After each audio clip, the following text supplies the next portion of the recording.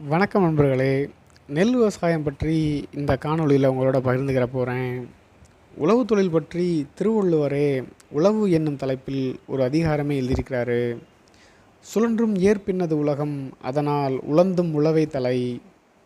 இந்த குறள் மூலமாக உலகம் பல தொழில் செய்து சுழன்றாலும் ஏர் தொழில் பின் நிற்கிறது. அதனால் எவ்வளவு துன்பப்பட்டாலும் உழவு தொழிலே சிறந்தது அப்படின்னு நமக்கு சொல்கிறாங்க.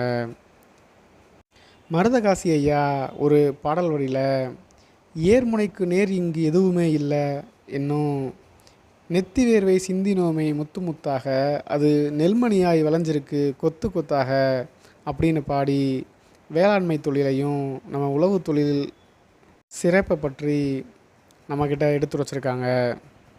பழங்காலம் முதலே உழவு தொழிலில் கால்நடைகள் பயன்பாட்டில் இருந்து வந்தது. காலமாற்றம் காரணமாக இப்போது எல்லாமே இழுவை இயந்திரம் பயன்பாடாக இருக்குது. தமிழ்நாட்டில் சம்பா, குறுவை, தாளடி அப்படின்னு 3 பருவங்களாக பயிர் செய்கிறாங்க. நிலங்களை சமப்படுத்தி அதை உழுது அதோட தலைச்சத்து செடிகளான பசுந்தாள் உரங்களை மடக்கி உழுவாங்க. இதற்கு 1 மாத காலத்திற்கு முன்னதாகவே நாற்றங்கால் தயார் செய்வாங்க. நாற்றங்காலில் 18 முதல் 22 நாட்கள் வளர்ந்த நாற்றுகளை வேரோடு பிடுங்கி தயார் செய்யப்பட்ட நிலங்களில் அதை அப்படியே நடுவாங்க.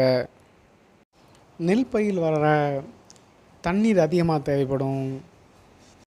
செயற்கை உர பயன்பாடு, ஆள் பற்றாக்குறை, விவசாய நிலங்கள் மனை பிரிவுகளாக மாறுவதால் இந்த தொழில் இப்போது நலிவடைஞ்சிக்கிட்டே போகுது.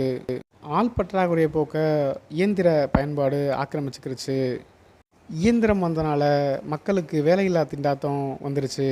தொடர்ந்து விவசாயம் செஞ்சு பசி, பஞ்சம், பட்டினி போக்கி வளமாக